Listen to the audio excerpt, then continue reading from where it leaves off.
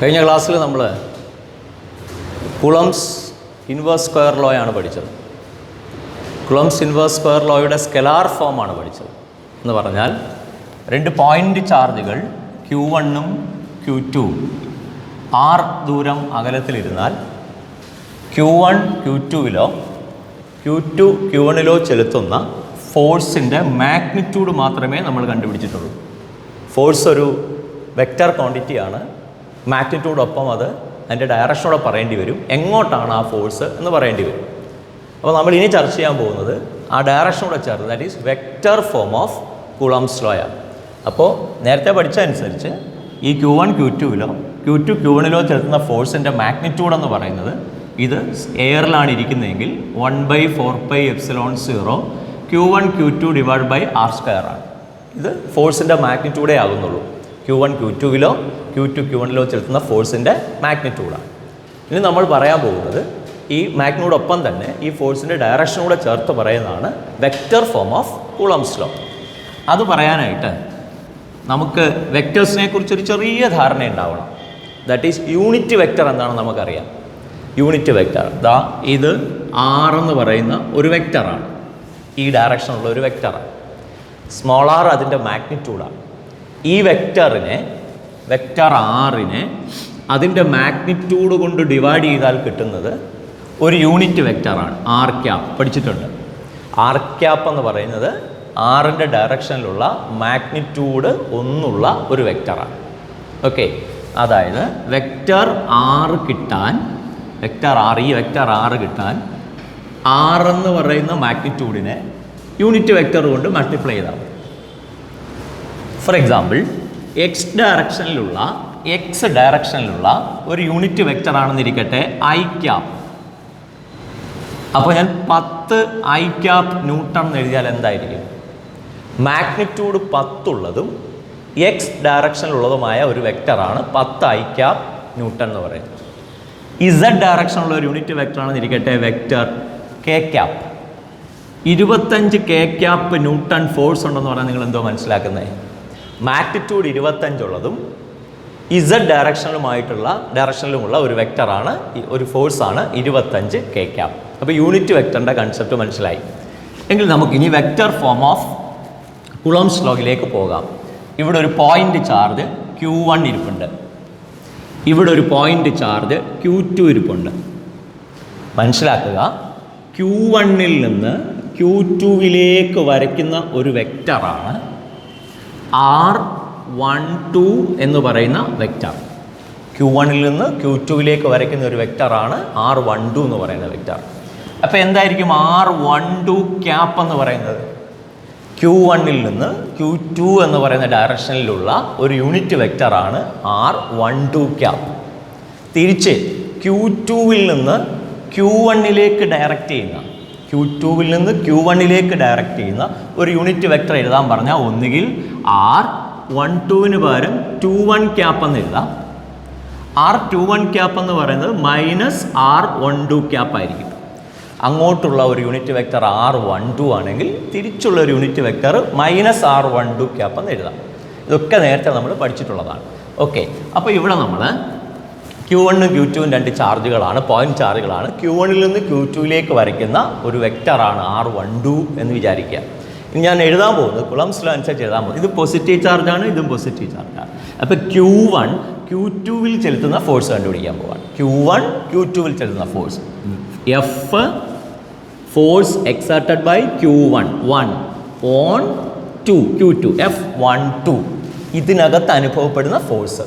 ഈ ഫോഴ്സിൻ്റെ മാഗ്നിറ്റ്യൂഡ് എത്രയാണെന്ന് നേരത്തെ അറിയാം. 1/4πε0 Q1 Q2 divided by r. ഈ ദൂരത്തിൻ്റെ സ്ക്വയർ. ഈ ദൂരത്തെ R12 എന്ന് വിളിച്ചോ. R12 ദൂരം മാത്രമേ ഉള്ളൂ, അതിൻ്റെ മാഗ്നിറ്റ്യൂഡ് മാത്രമേ ഉള്ളൂ. R12ൻ്റെ സ്ക്വയർ. ഇതാണ് മാഗ്നിറ്റ്യൂഡ്. എങ്ങോട്ടായിരിക്കും force exerted by Q1 on Q2?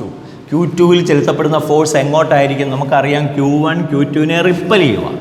അപ്പോൾ Q2വിനകത്ത് അനുഭവപ്പെടുന്ന ഫോഴ്സ് Q1 Q2വിൽ ചെലുത്തുന്ന ഫോഴ്സ് അങ്ങോട്ടാണ്. ഇത്രയും ഫോഴ്സ് അങ്ങോട്ട്. അപ്പോൾ അങ്ങോട്ടാണെന്ന് കാണിക്കാൻ വേണ്ടി ആ ഡയറക്ഷനുള്ള യൂണിറ്റ് വെക്റ്റർ ഏതാ? ആ ഡയറക്ഷനുള്ള വെക്റ്റർ R12 ആണ്. ആ ഡയറക്ഷനുള്ള ഒരു യൂണിറ്റ് വെക്ടർ കൊണ്ട് ഗുണിച്ചാൽ മതി, R12 ക്യാപ്.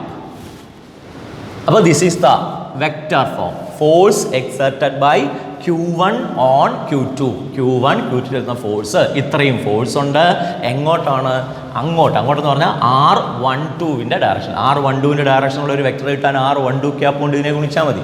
തിരിച്ച് Q2 Q1ൽ ചെലുത്തുന്ന ഫോഴ്സ് എങ്ങനെ കണ്ടുപിടിക്കും? Force exerted by Q2 on Q1 vector F21 is equal to, അതിൻ്റെ അളവും ഇത് തന്നെ ആയിരിക്കും, 1/4πε0 Q1 Q2 ഡിവൈഡ് ബൈ, വേണമെങ്കിൽ നിങ്ങൾക്ക് R12 എന്ന് എടുത്താലും ഇവിടുന്ന് അങ്ങോട്ടുള്ള ദൂരം എന്ന് എടുത്താലും R21 എടുത്താലും ഒക്കെ സെയിമാണ്. അപ്പോൾ വേണമെങ്കിൽ നമുക്ക് ഇവിടെ R12 തന്നെ വിളിച്ചു, R12 സ്ക്വയർ. അളവ് മാത്രമേ ഉള്ളല്ലോ.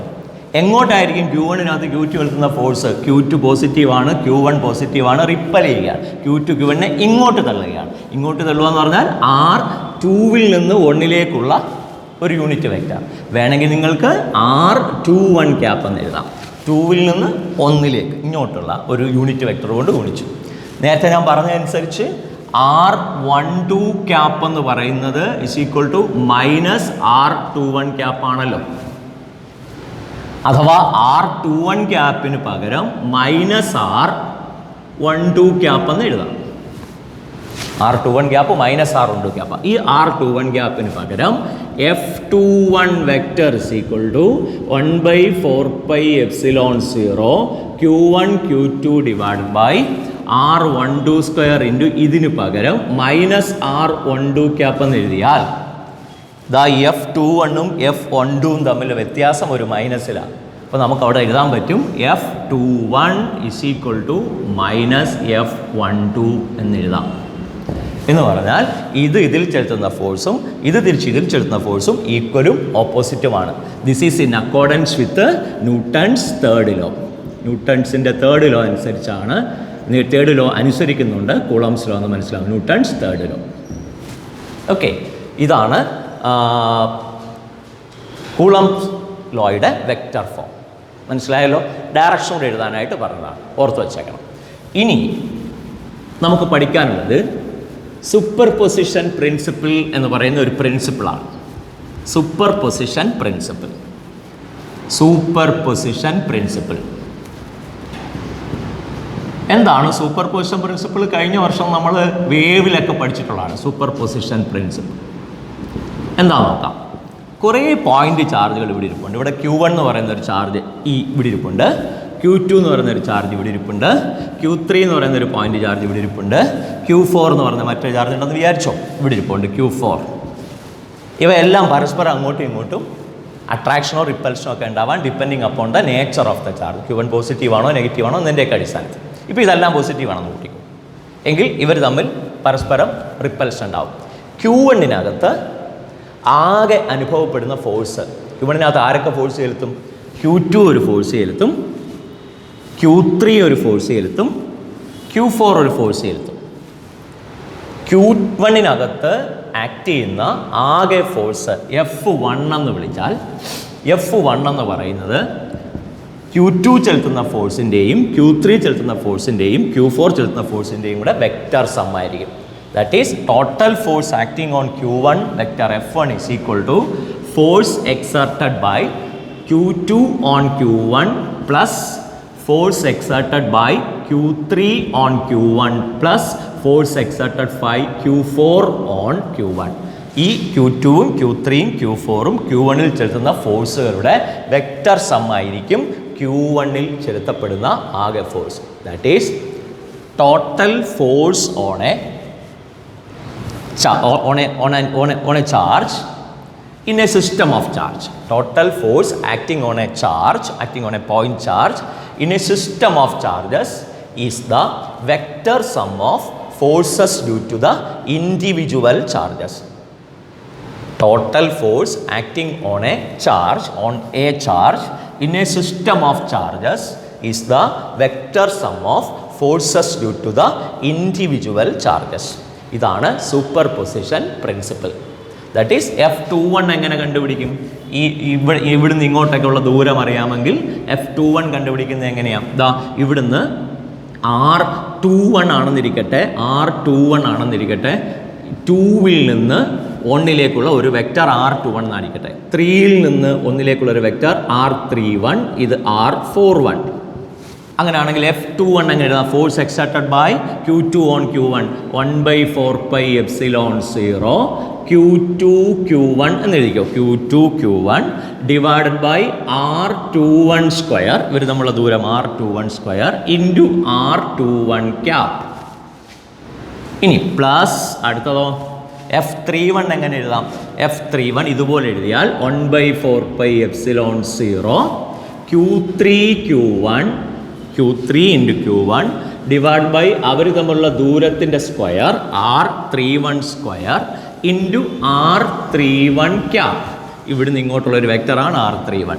പ്ലസ് അടുത്തത് F41 എങ്ങനെ എഴുതാൻ പറ്റും? ഇതുപോലെ 1/4πε0 Q1 divided by R41 square into R41 cap. ഈ 3 വെക്ടറൂടെ കൂട്ടുമ്പോൾ ഇതിനകത്തുള്ള ടോട്ടൽ ഫോഴ്സ് കിട്ടും. സൂപ്പർ പൊസിഷൻ പ്രിൻസിപ്പിൾ അതാ പറയുന്നത്. അപ്പോൾ ഇങ്ങനെ ഇതിൻ്റെ ഒരു ഇമ്പോർട്ടൻസ് മനസ്സിലാക്കേണ്ടത്, സൂപ്പർ പൊസിഷൻ പ്രിൻസിപ്പിൾ യഥാർത്ഥത്തിൽ പറയുന്നത് എന്താണെന്ന് മനസ്സിലാക്കിയാൽ, ഇപ്പോൾ ഇത്രയും ഒരു സിസ്റ്റം ഓഫ് ചാർജ് ഇരിപ്പുണ്ട്. ഇതിൻ്റെ കൂട്ടത്തിൽ 5ാമത് ഒരു ചാർജും കൂടെ വന്നു, Q5 ഇവിടെ വന്നിരുന്നു. ഇനി Q1-നകത്തുള്ള ആകെ ഫോഴ്സ് കണ്ടുപിടിക്കാൻ ഈ വന്ന Q5 ചെലുത്തുന്ന ഫോഴ്സായ F51 കൂടെ ഇതിൻ്റെ കൂടെ അങ്ങ് കൂട്ടിയാൽ ഇതിനകത്തുള്ള ആകെ ഫോഴ്സായി. അതിൻ്റെ അർത്ഥം എന്താ? Q5 വന്നതിന് ശേഷം Q1-നകത്തുള്ള ആകെ ഫോഴ്സ് കണ്ടെത്താൻ ആദ്യം മുതൽ Q2ഉം Q3ഉം Q4ഉം ഒക്കെ ചെലുത്തുന്ന ഫോഴ്സ് കണ്ടുപിടിക്കാൻ പോകണ്ട, അത് പഴയ തന്നെ ആയിരിക്കും. പുതുതായി വന്ന ആൾ ഈ Q1-ൽ ചെലുത്തുന്ന ഫോഴ്സും കൂടെ നേരത്തെ ഉള്ള ഫോഴ്സിൻ്റെ കൂടെ കൂട്ടിയാൽ മതി. അതിൻ്റെ അർത്ഥം എന്താ പറയുന്നത്? അപ്പോൾ മനസ്സിലായത് എന്താ? ഇയാളുടെ വരവ്, Q5-ൻ്റെ വരവ് Q2ഉം Q3ഉം Q4ഉം Q1-ൽ ചെലുത്തിക്കൊണ്ടിരുന്ന ഫോഴ്സുകൾക്ക് വ്യത്യാസമൊന്നും വരുത്തിയിട്ടില്ല. വരുത്തിയിരുന്നെങ്കിൽ Q5 വന്നതിന് ശേഷമുള്ള Q1-ലെ ആകെ ഫോഴ്സ് കണ്ടെത്താൻ ആദ്യം മുതൽ Q2ഉം Q3ഉം Q4ഉം ഇനി ചെലുത്തുന്ന ഫോഴ്സ് കണ്ടുപിടിക്കണം. നമ്മൾ കണ്ടുപിടിച്ചില്ല. നേരത്തെ ചെലുത്തിക്കൊണ്ടിരിക്കുന്ന ഫോഴ്സ് എത്ര ഉണ്ടോ അതിൻ്റെ കൂടെ വന്ന ആൾ ചെലുത്തുന്ന ഫോഴ്സ് കൂടെ കൂട്ടിയാൽ മതി എന്ന് പറഞ്ഞാൽ അർത്ഥം എന്താ? ഈ വന്ന ആൾ Q2ഉം Q3ഉം Q4ഉം Q1-ൽ ചെലുത്തിയ ഫോഴ്സിനെ സ്വാധീനിക്കുന്നില്ല എന്ന് പറഞ്ഞാൽ ഈ 2 ഫോഴ്സുകൾ, ചാർജുകൾ തമ്മിലുള്ള ഫോഴ്സിനെ ഇയാളുടെ വരവ് സ്വാധീനിച്ചിട്ടില്ല. സ്വാധീനിച്ചിരുന്നെങ്കിൽ ഇയാൾ വന്നതിന് ശേഷം Q2 Q1-ൽ ചെലുത്തുന്ന ഫോഴ്സ് ഒന്നുകൂടെ കണ്ടുപിടിക്കേണ്ടി വന്നേനെ. അത് കണ്ടുപിടിക്കാത്തതിൻ്റെ കാരണം എന്താ? ഇയാളുടെ വരവ് ഇവർ ചെലുത്തിക്കൊണ്ടിരുന്ന ഫോഴ്സിൽ മാറ്റമൊന്നും വരുത്തിയില്ല. അതുകൊണ്ട് ഇയാൾ വന്നതിന് ശേഷം Q1-ൽ ചെലുത്തിയ ആകെ ഫോഴ്സ് കണ്ടുപിടിക്കാൻ ഈ നേരത്തെ ഉള്ള ഫോഴ്സിൻ്റെ കൂടെ വന്ന ആൾ ചെലുത്തിയ ഫോഴ്സ് കൂടെ കൂട്ടിയാൽ മതി. അപ്പം സൂപ്പർ പൊസിഷൻ പ്രിൻസിപ്പിൾ ഒതുങ്ങിക്കിടക്കുന്ന മറ്റൊരർത്ഥം എന്താണെന്ന് ചോദിച്ചാൽ, 2 ചാർജുകൾ തമ്മിലുള്ള ബലത്തെ സ്വാധീനിക്കാൻ മൂന്നാമതൊരു ചാർജിൻ്റെ പ്രസൻസിന് പറ്റില്ല. അവരുടെ ഫോഴ്സ് പഴയ തന്നെ ആയിരിക്കും. മൂന്നാമത് വന്ന ആൾ ചെലുത്തുന്ന ഫോഴ്സും കൂടെ കണ്ടുപിടിച്ച് കൂട്ടുമ്പോഴായിരിക്കും ഈ ഒന്നാമത്തെ ആൾ ചെലുത്തപ്പെടുന്ന ആകെ ഫോഴ്സ് കിട്ടുക. ഇതാണ് സൂപ്പർ പൊസിഷൻ പ്രിൻസിപ്പിൾ. ഈ സൂപ്പർ പൊസിഷൻ പ്രിൻസിപ്പിൾ ഉപയോഗിച്ചുകൊണ്ട് നമുക്ക് ചിലപ്പോൾ ചില കൊച്ചു ന്യൂമറിക്കൽ പ്രോബ്ലംസ് വേണമെങ്കിൽ ചോദിക്കാം. എന്ത് ന്യൂമറിക്കൽ പ്രോബ്ലംസ് ചോദിക്കാം? ഒരു ഇക്വിലാറ്ററൽ ട്രയാങ്കിളിൻ്റെ 3 ഇക്വിലാറ്ററൽ ട്രയാങ്കിൾ എന്ന് പറഞ്ഞാൽ എന്താ? ഒരേ നീളം സൈഡുകളുള്ള ഒരു ട്രയാങ്കിളിൻ്റെ 3 കോർണറുകളിൽ ഇവിടെ Q ചാർജ് ഇരിക്കുന്നു, പോയിന്റ് ചാർജ്, ഇവിടെ Q ഇരിക്കുന്നു, ഇവിടെ Q ഇരിക്കുന്നു. ABC ഇവയുടെ സൈഡിൻ്റെ ലെങ്ത് L ആണ്. ചോദ്യം, എയിലിരിക്കുന്ന ചാർജിനകത്ത് അനുഭവപ്പെടുന്ന ആകെ ഫോഴ്സ് കണ്ടെത്താൻ ഒരു ചോദ്യം കിട്ടിയാൽ സൂപ്പർ പൊസിഷൻ പ്രിൻസിപ്പിൾ അനുസരിച്ച് എയിലിരിക്കുന്ന ചാർജിനകത്ത് അനുഭവപ്പെടുന്ന ആകെ ഫോഴ്സ് FA എന്ന് വിളിച്ചാൽ എന്തെഴുതാൻ പറ്റും? Vector FA = vector FBA.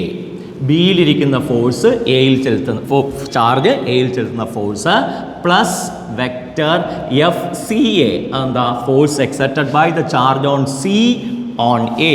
സിയിലിരിക്കുന്ന charge എയിൽ ചെലുത്തുന്ന ഫോഴ്സ്. ഇത് രണ്ടും കൂടെ കൂട്ടുമ്പം എയിലിരിക്കുന്ന ചാർജിനകത്ത് അനുഭവപ്പെടുന്ന ആകെ ഫോഴ്സ് കിട്ടും. FBA എങ്ങനെ കണ്ടുപിടിക്കും? നമ്മൾ നേരത്തെ ഇക്വേഷൻ അനുസരിച്ച് FBA കണ്ടുപിടിക്കാൻ 1/4πε0 ഇത് Q ആണ്, ഇതും Q ആണ്. Q × Q square divided by ഇവർ തമ്മിലുള്ള ദൂരം L². എങ്ങോട്ടായിരിക്കും ഈ ഫോഴ്സിൻ്റെ ഡയറക്ഷൻ? ഈ ക്യൂവിനെ റിപ്പൽ ചെയ്യുകയാണ്. ഇവരെ തമ്മിൽ ജോയിൻ ചെയ്യുന്ന ലൈനിലൂടെ ഈ Q തള്ളുകയാണ്. അതായത് ഇങ്ങോട്ടായിരിക്കും ആ ഫോഴ്സ്. FBA എന്ന് പറയുന്ന ഫോഴ്സ് ഇങ്ങോട്ടായിരിക്കും, അങ്ങോട്ട്. അപ്പോൾ എലോങ് എങ്ങോട്ടായി ഫോഴ്സ്? Along BA. ബിയിൽ നിന്ന് എയിലേക്കുള്ള ഡയറക്ഷൻ എലോങ് ബി എ എന്ന് എഴുതാം. പ്ലസ് ഇനി എന്താണ്, എഫ് സി എയിൽ ചെലുത്തുന്ന ഫോഴ്സ് എങ്ങനെ കണ്ടുപിടിക്കും? സിയിലിരിക്കുന്ന ചാർജ് ക്യൂ, എയിലിരിക്കുന്ന ചാർജും ക്യൂ. ഫോഴ്സിൻ്റെ അളവ് 1/4πε0 Q1 Q, Q2 Q, Q1 × Q2 Q × Q, Q square divide by ദൂരം L തന്നെ, L സ്ക്വയർ. ഇയാളെ അങ്ങോട്ട് റിപ്പൽ ചെയ്യും, ഇവരെ തമ്മിൽ ജോയിൻ ചെയ്യുന്ന ലൈനിലൂടെ മുകളിലോട്ട്. അപ്പോൾ ഇതേ വരയിലൂടെ ഇങ്ങോട്ട് റിപ്പൽ ചെയ്യും. ഇത് എഫ് സി എ ആണ്. എഫ് സി എ എന്ന് പറഞ്ഞ വെക്ടറാണിത്. എങ്ങോട്ടായിരിക്കും അപ്പോൾ? എലോങ്, എങ്ങോട്ട് എഴുതും? എലോങ് എങ്ങോട്ട്? Along C A, along C A. ഈ രണ്ട് വെക്ടറും കൂടെ ആഡ് ചെയ്യണം. ഈ രണ്ട് വെക്ടറോട് ആഡ് ചെയ്യാൻ ഈ വെക്ടറിൻ്റെ മാഗ്നിറ്റ്യൂഡ് നമ്മൾ കണ്ടുപിടിച്ചു, അറിയാം ഇതാണ്. ഈ വെക്ടറിൻ്റെ മാഗ്നിറ്റ്യൂഡ് കണ്ടുപിടിച്ചു, അറിയാം ഇതാണ്.